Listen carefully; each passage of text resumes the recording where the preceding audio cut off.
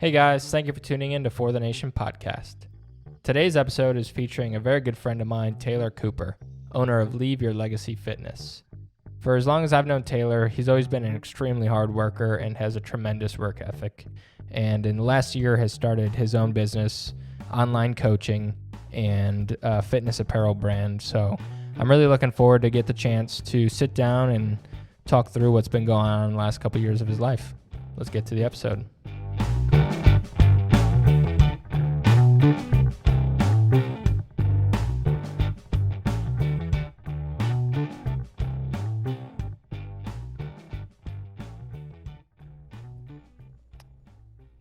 We are live.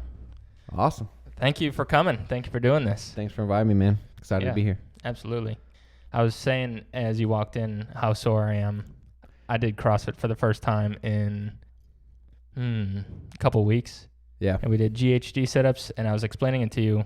I don't know, like you said, you weren't really familiar with it. Right. I've never heard of that term before. So, like most sit-ups that we do are from like the ground level, right? Mm-hmm. So you're at full extension, you're laying flat on your back. Right. A GHD is full extension is like an arc in your back almost. Gotcha. Touching the floor and then going back up. And I once heard the expression that one GHD was like 5 regular sit-ups, Mm-hmm. and I was like, no. That's. And then after you did it, you're like, I did 30 of them. Yeah.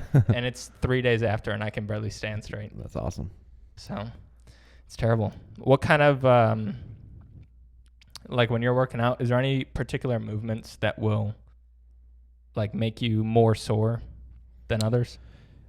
It depends. It's all, time under tension, and then like weight, if you add weight to it. Like for me, specifically for abs, I like to either do something weighted, and then I'll do a lot of like leg lifts, which is using your body weight, but you have to have that resistance, and that'll make you sore. I mean, you can get down there and do 1,000 crunches and you might not feel it, like you said, but you start adding like more resistance, that'll get you. Did you find that early on in your bodybuilding career that like soreness would get in the way of your training?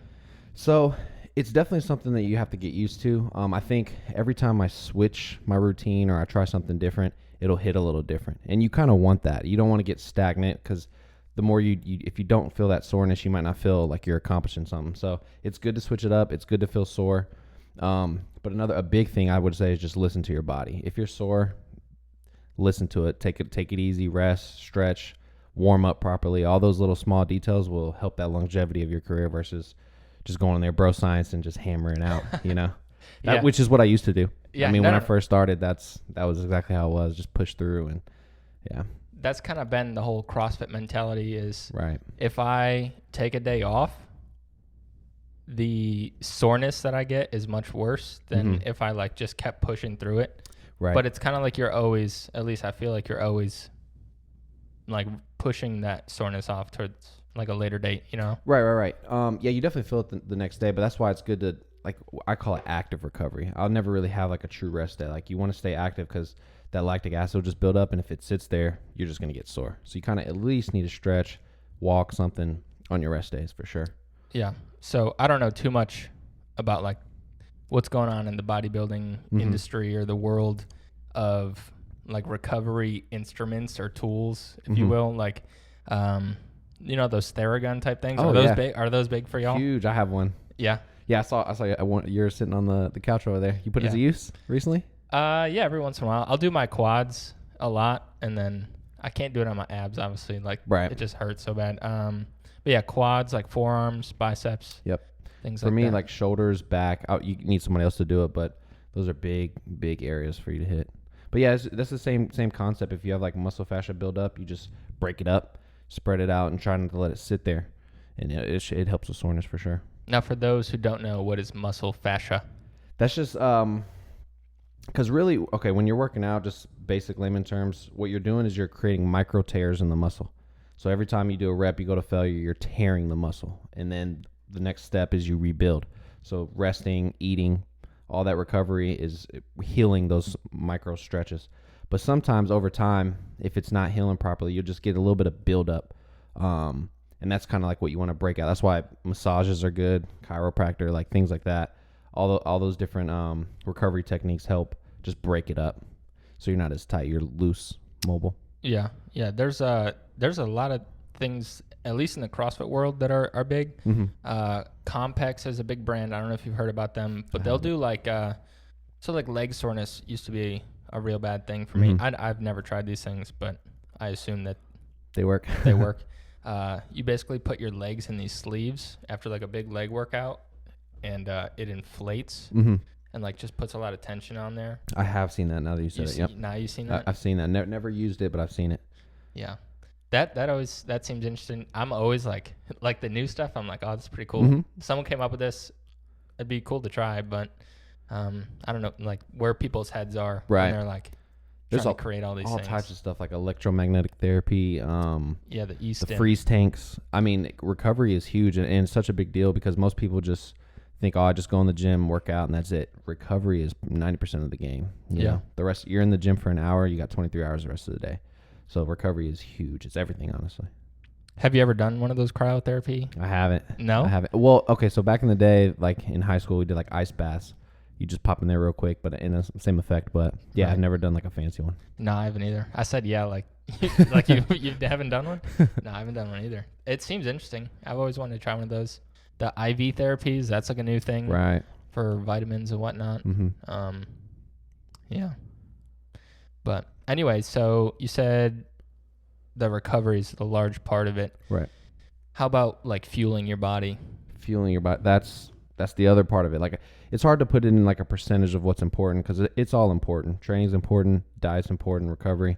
But definitely what you put in your body, it's like gas in a car. You know, the oil changes. You got to keep up with the maintenance, and it'll perform optimally. So, diet is everything. Yeah. So there's this whole new thing now: the fad diets, the keto, the paleo, intermittent fasting, plant-based. We had talked about that a couple, like maybe a year ago, after that big Netflix documentary came out. I forgot what it's called, but what was it called? It was good. It almost made me want to go vegetarian. It was that. They make you feel like so bad about yourself. Right. You're like, man, I can't believe I'm eating animals. Right. Man. But all of it, my theory on that is just, I think they all work to a certain extent. If you try something for a prolonged period of time, it's gonna yield certain results. My thing, just personally, what I like is to find something that's the most sustainable. Like if you were to jump on a keto diet, 100% hardcore, it's going to be tough to adjust to, and you might not want to stick with it. So my thing especially for clients is giving them a diet that fits in their lifestyle so that it's easy. You don't want it to be boring. You want it to be fun. You want it to be enjoyable. That way it's a lifestyle. You want to keep doing it. So yeah, that's a very important point, I think, is noting that it's a lifestyle change, right? Especially for, keto, you're cutting out a large, not a food group, but a macronutrient. Right. And for a large part of us, carbohydrates is the primary fuel source. Right. Energy. Yep. So, yeah. And I think the intermittent fasting, that was kind of a thing before people put a name to it. All the kids from high school, like, yeah, I just don't have time for breakfast. That's exactly. People skip breakfast. But honestly, my thing on that is like, if you're from your last meal to your first meal, technically that's fasting here. If you're asleep, I mean, that time period that you're not eating, you can consider that intermittent fasting. But I know a lot of people who that works really well for them. Yeah. I would imagine that there's some sort of, like, if you have not a disability, but like a medical disadvantage, some of these are probably going to be detrimental. Right. And that's one thing people hardly do is go get their like blood work done or just get their like bodies checked before they start something, just to see, like, if you're deficient on something, you're going to have to, it's good to know about it, And that's another thing with listening to your body too. Like, you start something, you feel like your energy's low or you're lethargic, you might be deficient somewhere. So I definitely recommend you checking out a doctor first before you try anything. Yeah. So more towards your bodybuilding competition and your past in that. How, to someone who's never been to a bodybuilding competition or seen one or really know anything about it, what would you say from someone who's done it? Like, what is that experience like from start to finish? It's different. I think a lot of people, their first take on it is like it's intimidating. Like you would think going to a show and you see all these people with these great physiques, you think it's like an intimidating thing. But what I found personally is the group of people that compete, it's the most uplifting, like positive, just honestly, like it is a competition, it's a sport, but really everybody's out there just to improve on themselves. So you're getting a group of like-minded people together, and it's just nothing but positivity on it. Honestly, like I think if there's one locally, you should definitely check it out just to see what it's like. I think there's a stigma to it, but it's definitely just I found it's just a positive group of people just trying to work on themselves, really. Yeah, I've been fortunate enough to go to one, Mm-hmm. and What'd you think? Well, it's pretty interesting. So apparently, allegedly, when they go and do not like the actual performance with music and what, I don't know if they do that in the one of the genre that you do it. Yeah, one of the categories I do that you get a whole minute with your own song. Yeah. Yeah, So, yeah. but allegedly they know who's gonna win before any of that stuff happens. So you, Like, isn't there like where everybody goes out, compares themselves, Right. and then they go back in, and then the minutes or so. So there's a scoring for everything, and really the second you step on stage, whatever category you're in, you're being judged. So they're putting a pecking order, they're getting everybody lined up.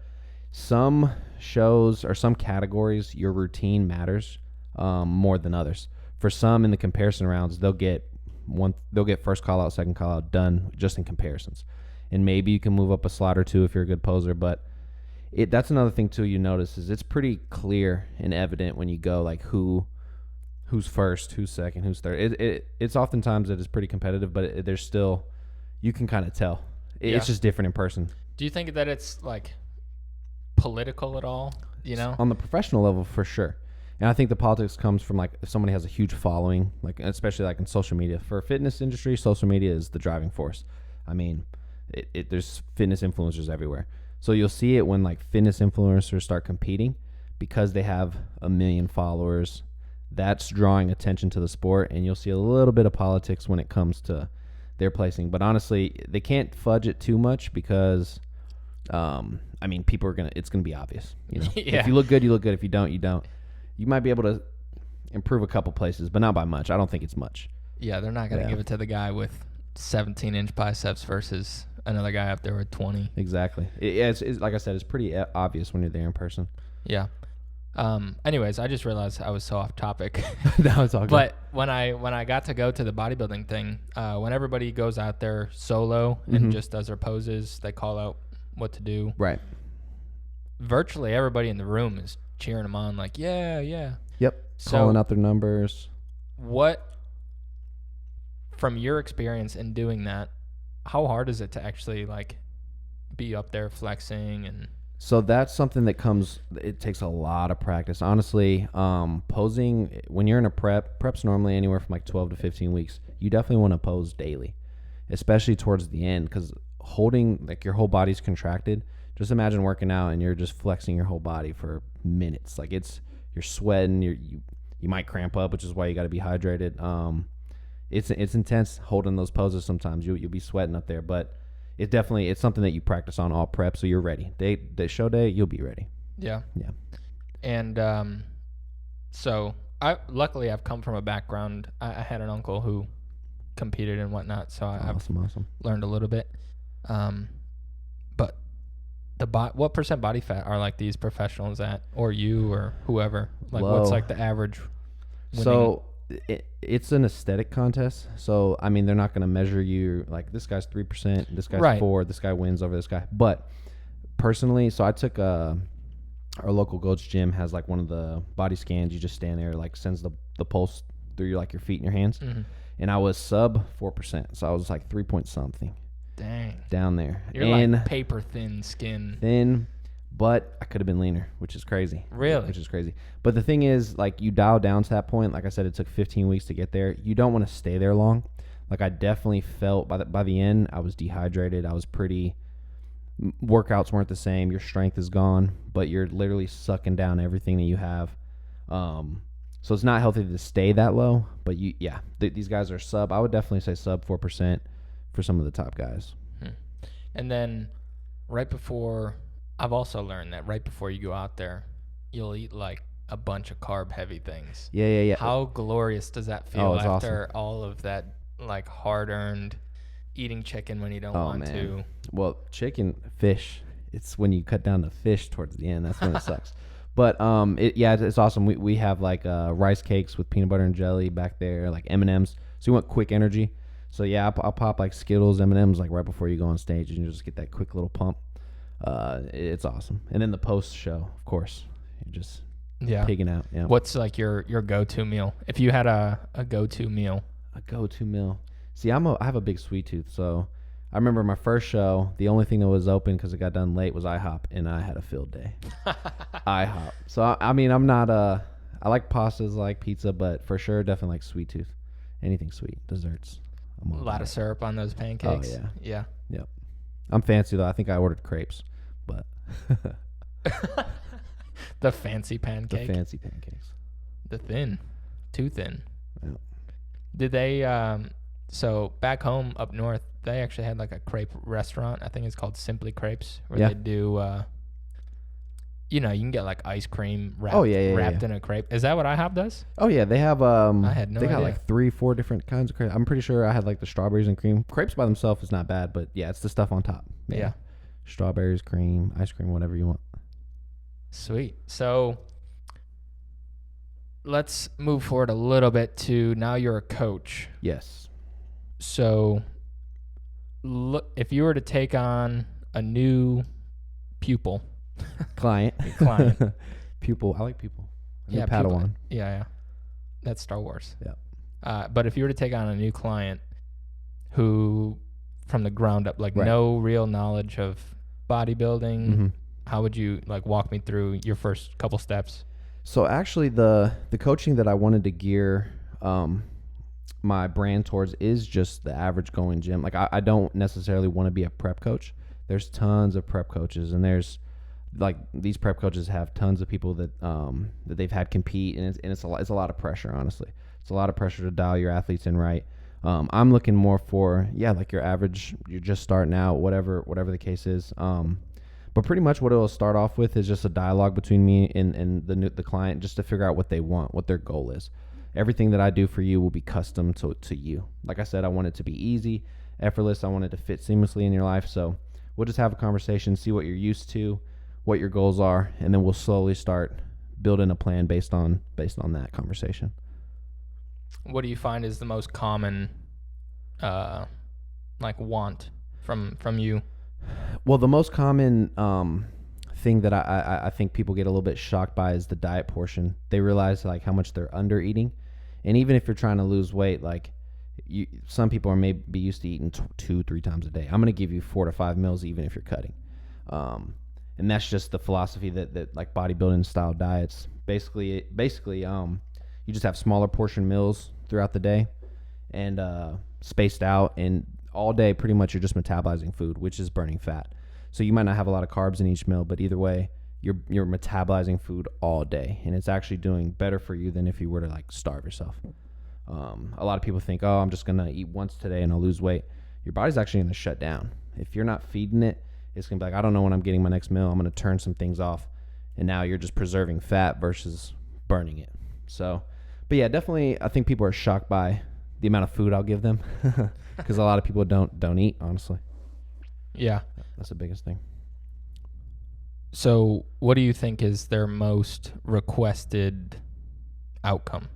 So the most requested outcome is probably the least attainable. So they want to burn fat and gain muscle at the same time, right? And that's you don't think it's attainable? Or? That's what everybody wants to do. But honestly, so basically how it works. So there's a caloric. There's a number of calories you need to eat per your body weight, your age, your activity level in a day to maintain your body weight. So whatever that, I'll find out what that number is. Whatever that number is, if you want to gain muscle, you need to be at a surplus of that number. So like, let's say it's 2,500. If you want to start gaining weight, you need to be about 2,700, 3,000, right? If you want to lose weight, you need to be at a deficit of that initial number. So if it's 2,500, I'll cut you down 2,300, 2,200 slowly. But yeah, like it's hard to do both at the same time. You kind of got to give it its process. Like if I'll bulk you and then I'll cut you, pretty much. Yeah, so that's the what you're referring to, like that benchmark number. Right. That's the metabolic rate. That's your it's called like maintenance calorie level, like All right. maintenance caloric intake level. And then that's cool. So how do they like figure that out? Is that just some formula that Oh they... yeah, there's calculators online. You can go check it out yourself. But yeah, you input your age, your gender, your weight, and then your activity level. That's a big one. Like if you're at a job where you're just sitting at a desk all day, your activity level will be rated accordingly. If you're in the army, say, and you're active all day, you're gonna need more calories. You know, your maintenance level will be a little bit higher. So you just input everything into the calculator, and it'll give you a ballpark, and then you just take it from there. What is the most amount of calories that either you've consumed, like, or had to consume, or a client of yours? So I'll speak for myself. So really, honestly, the big game changer for me was when I found my coach, and he basically taught me how to eat, and basically taught me that I wasn't eating enough, and it blew my mind. He upped me to like 6 to 7 meals. So I've been eating 6 to 7 meals for the past 3 years. When we're in off season, we're pushing. It'll get up there like not a cheat day. We're talking like 4,000 to 5,000 calories, maybe. Oh my gosh. It's a ton. Like to the point where like I'm forcing down food. Like I'm eating my last meal pretty late. I'm watching like YouTube videos of bodybuilders eating. If you don't think they exist, they do. You can go to YouTube, look up Jay Cutler eating motivation videos, and they'll sit there and hype you up to eat. Motivational eating videos? Yes, because it's that serious, man. All right, now you're going to pick up that fork. Like what how would you even go about making that? Like, I mean, they'll just be like, this is what it takes. Not everybody will sit here and eat this last meal, but you will. Just stuff like that. Man. Get you hyped up to eat, man. Have you ever had to get up early, like earlier than you wanted to eat? I've seen that before, right? Oh yeah. Where people will like wake get up in the out of middle their night. They'll wake from a slumber to eat. I haven't had to do it that intense yet, but I eat pretty late, honestly, to get that last meal in, depending on what my day's going on. And you work nights right now? It alternates. Right now I'm on nights. It'll switch from days to nights, which it's not bad. Night shift is not bad. Do you think that messes up or plays a role in your training? Not in the training, in the eating, I would say. But the biggest thing I found is like if I'm on a night shift, even on my off days, I'll stay kind of on a night shift. Just that way your body just wants to stay consistent. So if I were to alternate days all the time, then it would probably get rough on my metabolism. But I try to keep it consistent, and your body will adjust. Is there any trying to think of the right way to say it. Is there any restrictions that you wouldn't normally like think of? So like for clients? Yeah. A big thing is bread.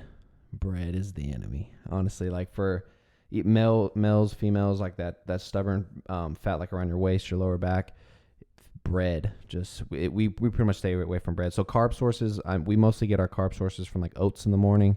We'll get it from rice, white rice, potatoes, things like that. So we'll get our carb sources from other places than like wheat. Wheat is just very heavy. It's tough to get rid of that. So for some people that's tough, cutting bread completely. But for me, honestly, like unless I'm cheating and eating a burger or a pizza, I'm not eating any bread, really. No beer? That's another one. People are switching to Trulies these days. That's right. 100-calorie drinks. But yeah, beer. That's where you get the beer gut. That stinks. Get that beer gut. They try to make like the athletic version or like the healthier version of all that stuff. Probably tastes. Have you seen do you drink wine at all? A little bit. Have you ever heard of I think it's called Fit Vine? I have not. Have you tried it? No, I haven't tried it yet. I'm skeptical to try anything that's supposed to be healthy. Right. Because it's just not you're sacrificing taste at that point. They all taste terrible. Exactly. When you're indulging, you're supposed to indulge. If you're having a drink, it's supposed to be a good drink. You know, you don't want to throw back something that doesn't taste good. So, with your dieting, is there anything that normally you'd love? Well, I guess you said bread. You said pastas, that you like pastas. So when I'm on prep, it gets real strict. But when I'm not, I'll definitely enjoy. And it's just all about moderation. Just try not to do it a ton, but I will enjoy myself. Like you won't. I'm not a super stickler in the off season. I'll eat some froyo or anything really. Are you on like a schedule with your competitions to where, like you say, in off season? Right. Is there a season, or is just the season training for a competition? So there's shows all year. So the organization that I compete in is the NPC, and the NPC is the step before the IFBB, the International Federation of Bodybuilding. There's shows all year, every state. You just go to the NPC website for whatever state you're in, and you can just see a list of shows. So what me and my coach do is we just have a target area like they were shooting for. So for us, example, we're shooting for like fall, winter time. So like October, November. So I found a couple shows down in Florida around the time period that I think I'll be ready. And we're going to pick one of those two shows. Awesome. Are those ever like broadcast live? Like, do So you encourage people to watch you? Is there like a monetary prize with these things that's tied to people watching? So the big boys, like the professional level for sure, like the Arnold, the Olympia, all of those are televised. But for like the local ones, you won't be able to catch the televised version. But you can visit it before COVID. You can go get tickets and watch in person. What do you have to do? So you M or N? N NPC. National, couldn't even tell you what the PC stands for, but yeah, NPC. NPC. So what do you have to do in the NPC before you can become an IFBB? Good question. Professional. So I'm about to tell you, and it's going to sound very easy, very simple. So basically, there's NPC shows. They're called NPC National Qualifiers, which pretty much every show is a national qualifier. All you have to do is place top 2 in your class at an NPC show, and now you're nationally qualified. Once you're qualified, now you pick a national show, which there's, I don't know how many there are. There's probably like 20 all year, a national show. And if you place top 2 in your category at the national show, you get a pro card. Sounds simple, but the quality of athletes at those national shows, it's ridiculous. You may have 50 guys or 50 girls in your category, and only the top 2 will get their pro card. So the hunt for pro cards, I mean, it takes years. A lot of people take multiple cracks at a national show to finally get it, but that's the blueprint. It's pretty simple. Yeah. So you're pretty big. How close are you? I know you've competed in a few now. So I've done 2. This next one will be my 3rd. It's tough. It's hit or miss. It depends on who shows up that day. You know, you can get some freaks that come out of the woodworks and just kill everybody, you know. But really, honestly, for me, it's more of, did I beat my last version of myself? So I competed in 2017 and then most recently in 2020. So I took 3 years in between. And my stage weight for the first show, I was about 182, 184 on stage. The second show, I was 204 at weigh-ins. So I was probably like 206. So that right there is like 25 pounds of lean muscle stage weight in 3 years. And honestly, like, that's a win in itself. Like, I won before I even got on stage because that was personally, like, we accomplished something, right? So really, I don't look at it as, like, I'm not out there just trying to chase first place, which is rare for me. Just growing up as an athlete, you always want to win, you want to win, you want to win. But for this sport in particular, it's really just mastering yourself. And then when you do that, the chips will fall where they may eventually, you know? Yeah. Do you have a target, like, time date when you want to make it? I'm assuming you want to make the IFBB. Yeah, for sure. Definitely getting a pro card is a goal. No time date. Like I said, it's just, I'm enjoying the process now and I'm learning. Like, I've learned, I can't even say that I'm a master of my own body yet, you know? Still just enjoying the process, getting better every day. And it'll come when it's ready. It'll come. Pretty modest. A little modest. So I'm going to make this transition now into your business. Okay. Was this a side hustle before business, or did you just go all in? So I've always enjoyed, like, coaches in my life, and then I've enjoyed coaching. And it wasn't something that I realized I probably wanted to do until the last couple of years. And I thought about it for about a year before I actually put it into action. But my brand, so Leave Your Legacy Fitness. The word legacy has just been something that I've been obsessed with that word since I was like a little kid. Like, legacy is what you leave behind. It's what you remember for. One of my favorite movies, Troy, with Brad Pitt. like Achilles, the main character in that, like he was just obsessed with being remembered. So whether my impact is big on a huge level or if it's just small, like I just wanted to make an impact on the people that I've touched in my life, and I feel accomplished. So that word legacy was just, I always knew legacy was going to be something to do with whatever my brand was. But yeah, about a year ago, I started Leave Your Legacy Fitness and just started the coaching aspect of it and just reached out through social media, through Instagram, and picked up clients that way. And then most recently, I just launched my fitness clothing brand, which is just something like clothing is something I'm passionate about. Like when you're in the gym, you look good, you feel good. It's just, you perform good. It's just how I feel. And I decided to launch that most recently back in January, and it's been an awesome response. Every single sale is just, I'm appreciative of just people even caring about my brand, honestly, you know. I'm just excited to see where it goes now. Yeah, it's probably pretty cool to look back, and I'm speaking mostly towards the merchandise side right now, but to look back and say you've created all of this. Right.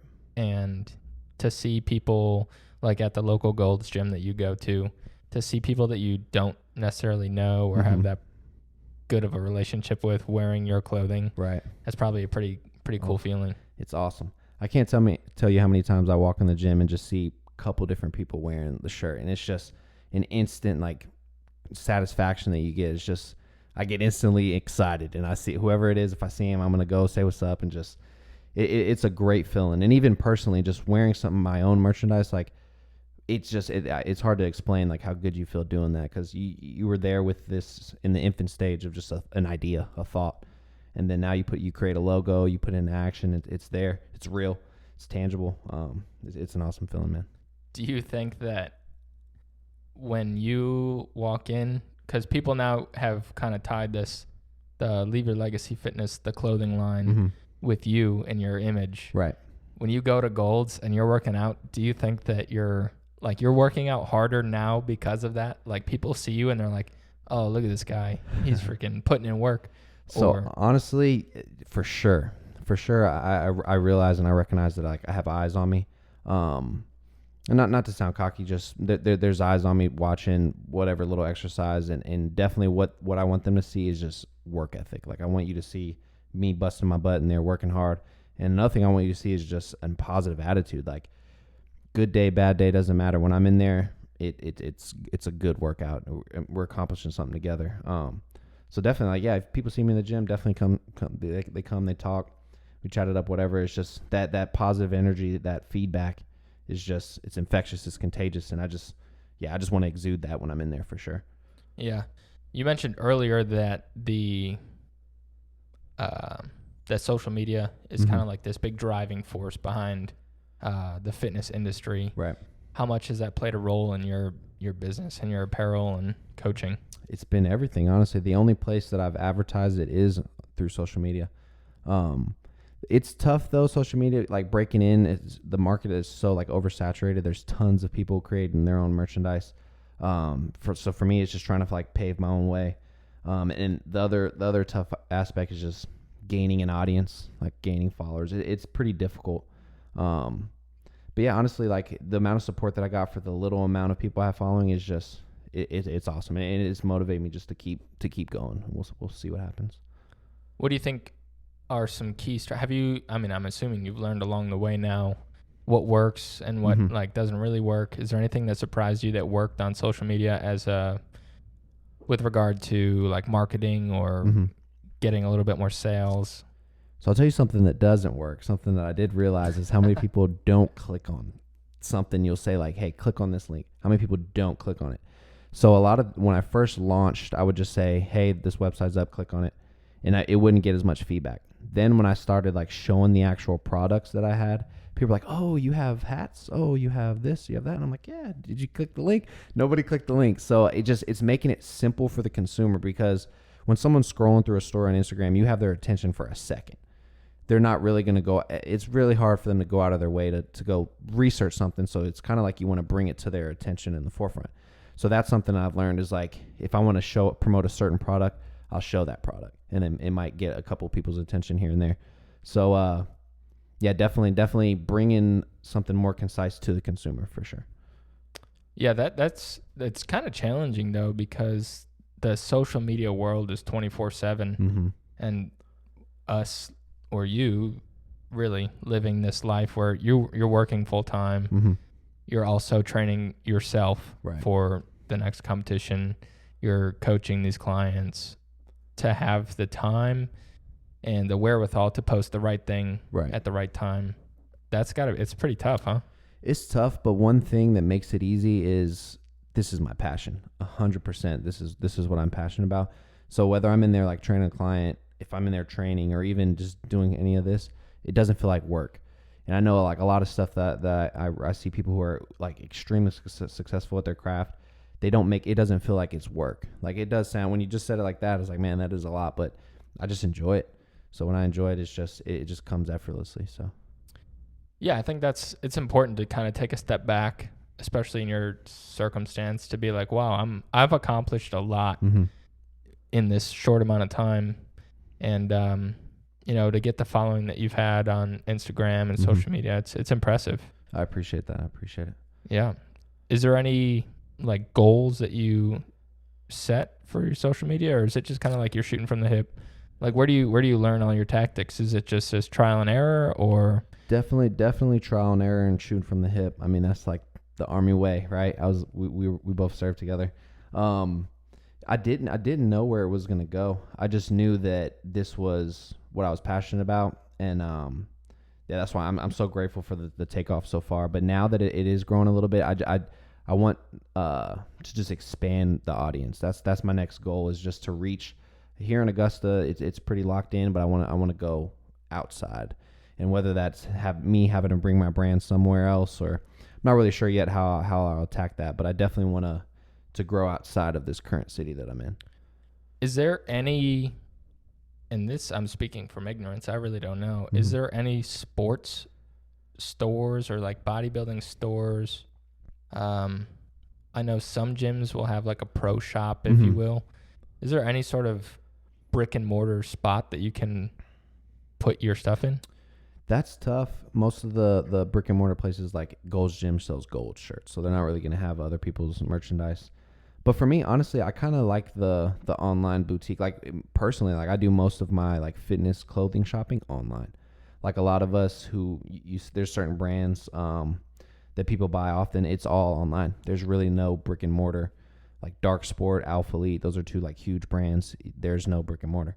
It's all done online, and that's how I shop. I think that's how the community shops. So I'm probably just going to keep it there, honestly. Yeah. Yeah.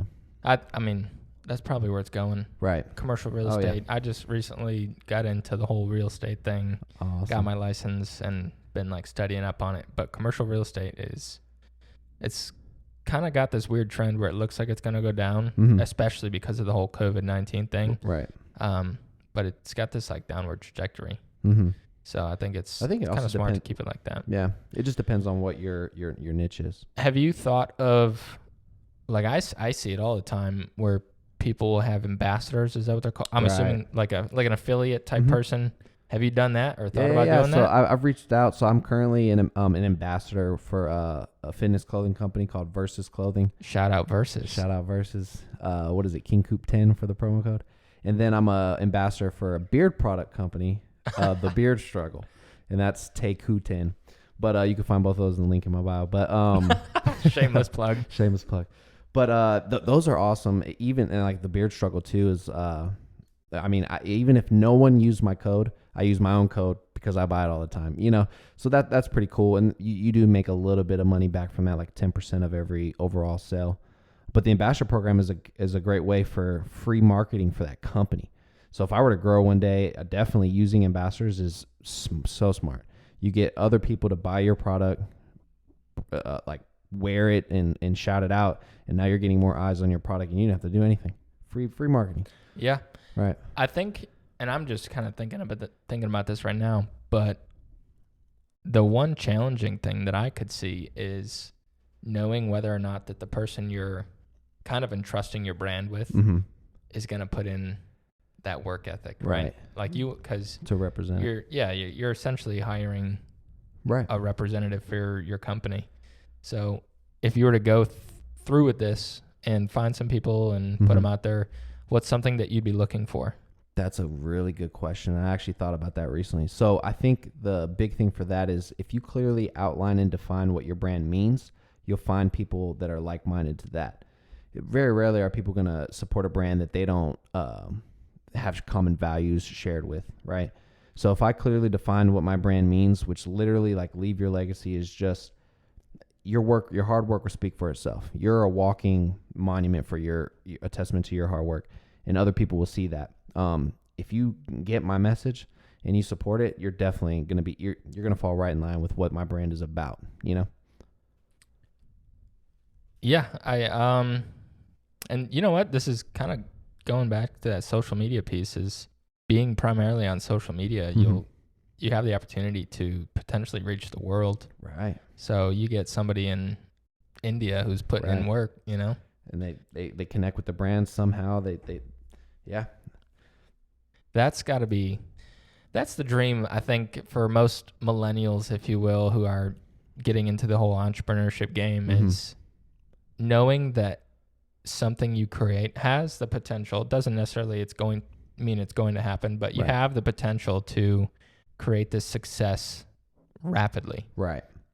Those are far and few between, but no, but that idea, like one of the guys I follow, Gary Vee, he's a motivational speaker. One of the things he says is like, don't get caught up in the beginning of something of like how many followers or how many people are viewing, whether you're streaming YouTube. Don't get caught up in those numbers. Get caught up in making your product as best as you can.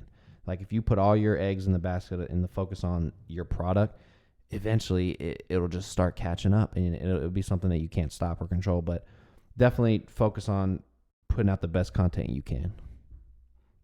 Yeah. Is there any other form of like marketing or brand growth that you have thought of?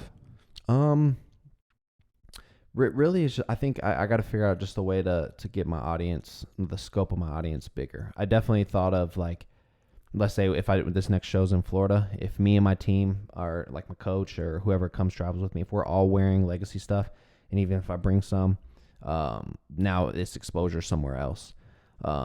Definitely, I have a lot of friends who have bought some things that are in other states.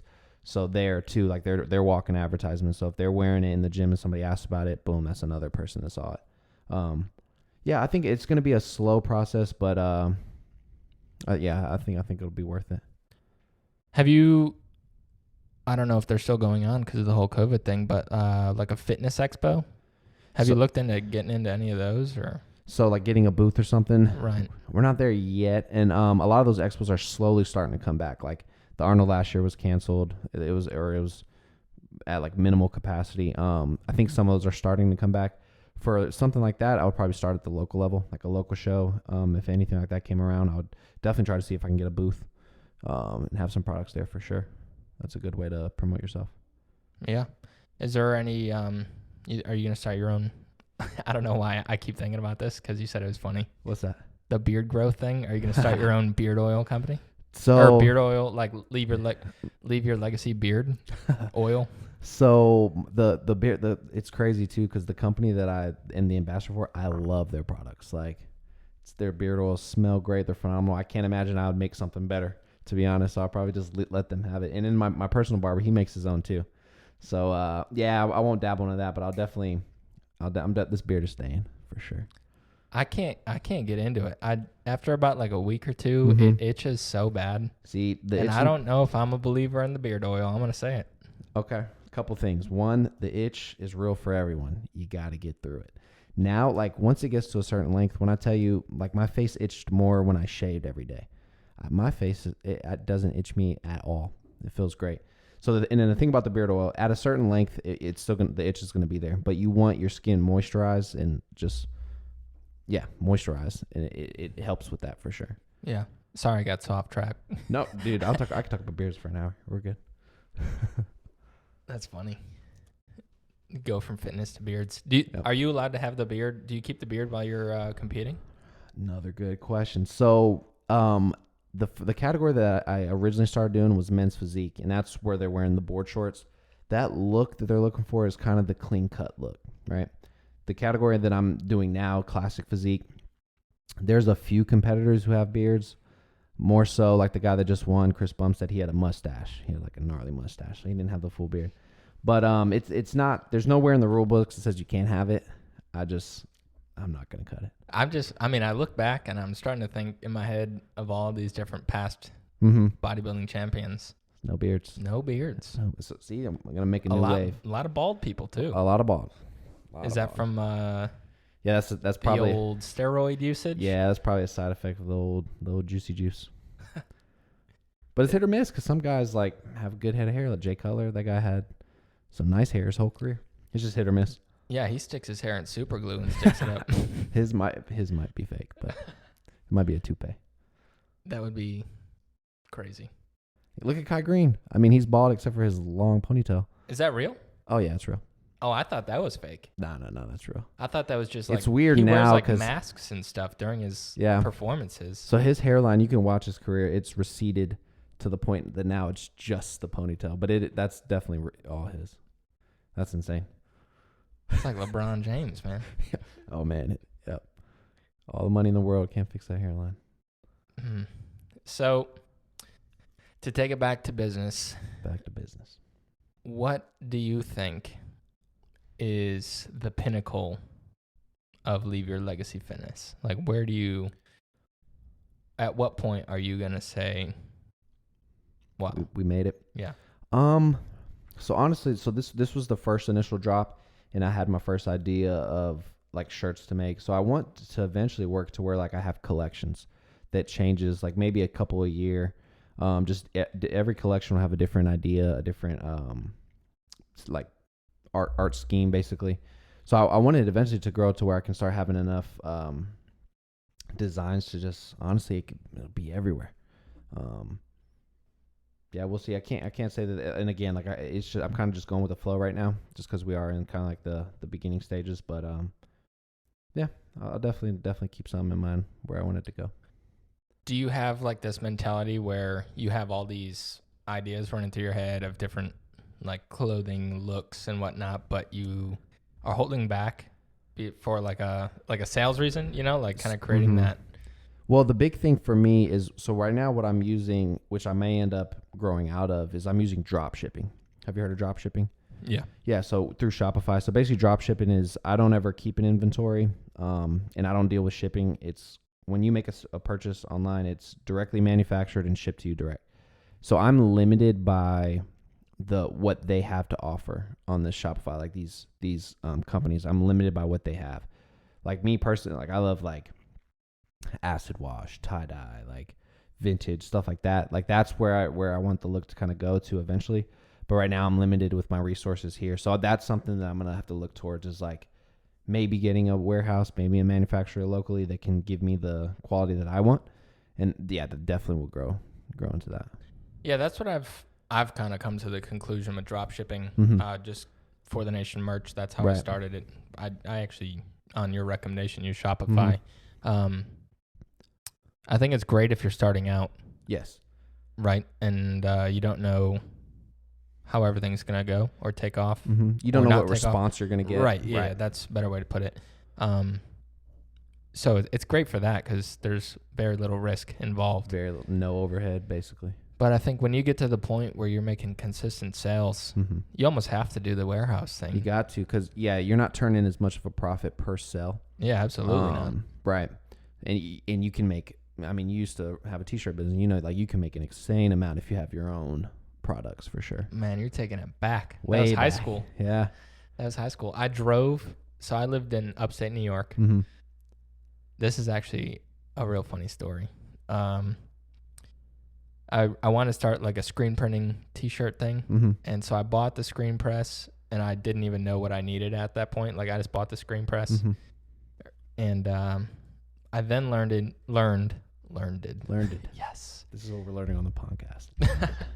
No, I then learned that you need to, like once you have the design in your little silk screen and you put it on the shirt, you have to cure the ink with a heating element. And that requires a conveyor, like a conveying dryer, if you will. Gotcha. Gets up to like 400 degrees, 500 degrees and cures the ink. I made I was like, oh, Dad, I need this one. We were on eBay. Mm-hmm. And I was like, let's just buy it now so that way we know we have it. And this is back when eBay, like everybody was bidding on it. Right. So I was like, let's just buy it now and then we'll go get it. And he's like, no, I don't know. And my sister was there.